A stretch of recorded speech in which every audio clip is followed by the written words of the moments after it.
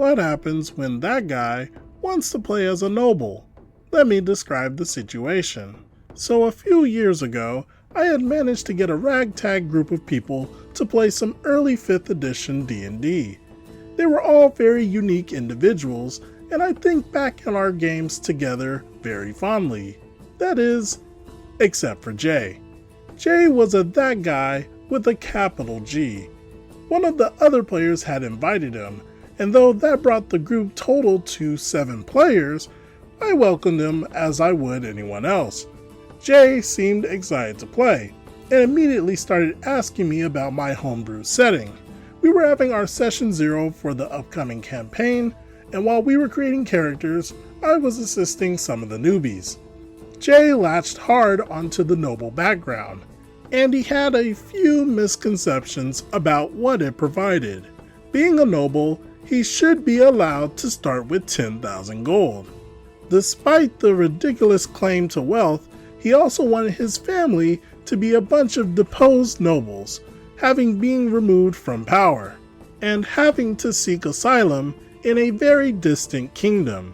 Oh, just kidding, his family still had a hidden estate in his home country, which was conveniently missed by those who deposed his family in the first place.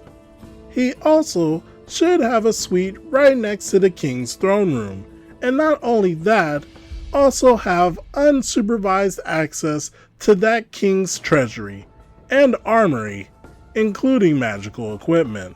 He rode on horseback between the Asylum Kingdom and his home country every week, which, when looking at the map I had provided, was about 800 miles from each other. He said he could do this because I just pushed my horse non-stop the whole journey. This party was starting at level 1.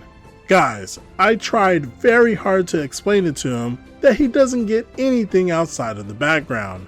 I do sometimes like to make some concessions for players who choose the noble background, like maybe a handful of extra gold, or maybe some influence they could flex every once in a while.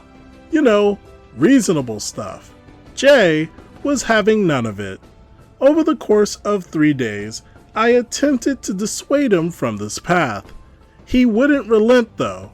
He wanted all these extra bells and whistles because I'm a nobleman. I should have more than everyone else.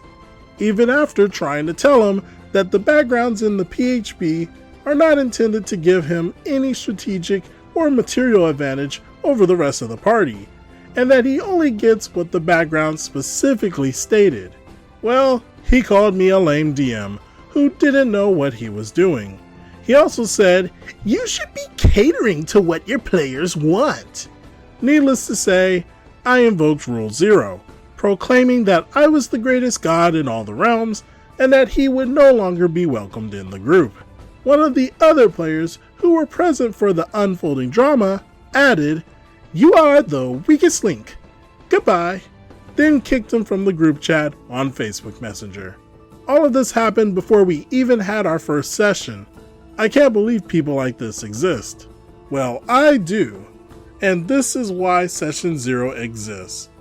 Could you imagine if they hadn't had one and that guy was actually let loose on a campaign for a while? It would have been a totally different horror story.